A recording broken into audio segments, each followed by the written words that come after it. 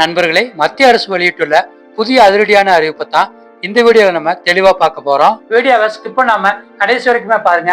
ஏன்னா ஒவ்வொரு அறிவிப்புமே உங்களுடைய பணம் சம்பந்தப்பட்ட விஷயம்.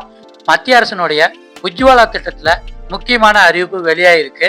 இந்த திட்டத்தில் 9 சிலிண்டர்களுக்கு 300 ரூபாய் மானியம் மத்திய அரசு வழங்கிட்டு வந்தாங்க.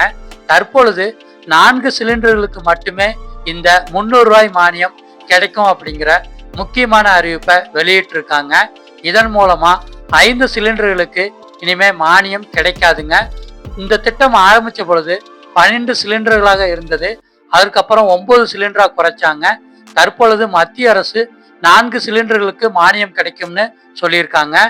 நீங்க ஆஃபர்லாட் தமிழ் சேனலை புதுசா பார்த்தாலும் இல்ல இன்னும் சப்ஸ்கிரைப் பண்ணிடலாலும் உடனே சப்ஸ்கிரைப் பண்ணி வச்சுக்கோங்க. அப்பதான் உங்களால அரசு வெளியிடக்கூடிய புதிய அறிவிப்புகளை உடனே தெரிஞ்சுக்கிற முடியும். முதல் முறையா வேலைக்கு சேர்ந்து பிஎஃப் கணக்குல இணைஞ்சிருக்கிற 15 லட்சம் ஊழியர்களுக்கு 15,000 ரூபாய் ஊக்கத்தொகையை பாரத பிரதமர் மோடி அவர்கள் ஜூன் மாதம் 19ஆம் தேதி விடுவிச்சிருக்காங்க.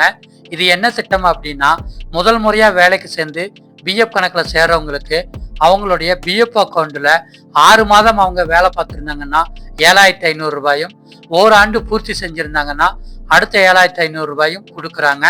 அவர்களுடைய மாத சம்பளம் 1 லட்சம் ரூபாய்க்கு உள்ள இருக்கணும்னு சொல்லியிருக்காங்க. இது புதிதாக ஆரம்பிக்கப்பட்ட ஒரு திட்டம். அடுத்த அறிவிப்பு ரேஷன் கார்டு சம்பந்தமா மத்திய அரசு வெளியிட்டிருக்காங்க. இந்த அறிவிப்புல மத்திய அரசு என்ன சொல்லியிருக்காங்கன்னா, நாடு முழுவதும் இருக்கிற 2.21 கோடி ரேஷன் கார்டுகளை நீக்கியிருக்காங்க. என்ன காரணம் அப்படின்னா, இறந்தவர்களுடைய ரேஷன் கார்டு கூடவே வருமான வரி செலுத்துகிறவர்கள் கார் வச்சிருக்கிறவங்களுடைய ரேஷன் கார்டெல்லாம் மத்திய அரசு நீக்கி இருக்கிறதா சொல்லியிருக்காங்க. இதன் மூலமா புதிதாக 3 கோடி பேருக்கு ரேஷன் கார்டு வழங்கியிருக்காங்க அப்படிங்கிற அறிவிப்பை மத்திய அரசு வெளியிட்டிருக்காங்க. அடுத்த அறிவிப்பு பிஎம் கிசான் திட்டம் சம்பந்தமான அறிவிப்பு தான். இந்த திட்டத்துல சேர்ந்திருக்கிற விவசாயிகளுக்கு மத்திய அரசு வருஷத்துக்கு 6,000 ரூபாய் நிதியுதவி கொடுக்குறாங்க. 2,000 ரூபாய் 3 தவணையா கொடுக்குறாங்க.